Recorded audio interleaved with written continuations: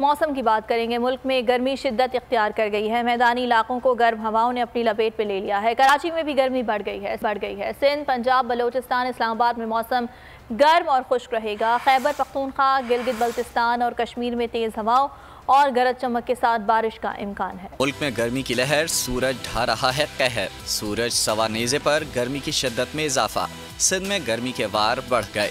शहीद बेनज़ीराबाद हैदराबाद में 42 डिग्री, सकरन, मिट्टी, खैरपुर में 41 डिग्री सेंटीग्रेड रिकॉर्ड किया गया। कोयटा समेत बलूचिस्तान के मुख्तलिफ अजला गर्म मौसम की लपेट में। पंजाब में झंग, खानेवाल, मुल्तान, सरगोदा, चकवाल में बादल बरसे। मुख्तलिफ इलाकों में सूरज और बादलों की आंख मचोली जारी। खैबर पख्तूनख्वा, आज़ाद कश्मीर और गिलगित बल्तिस्तान में आंधी और गरज चमक के साथ बादल जमकर बरसे। आज भी बारिश का इम्कान है।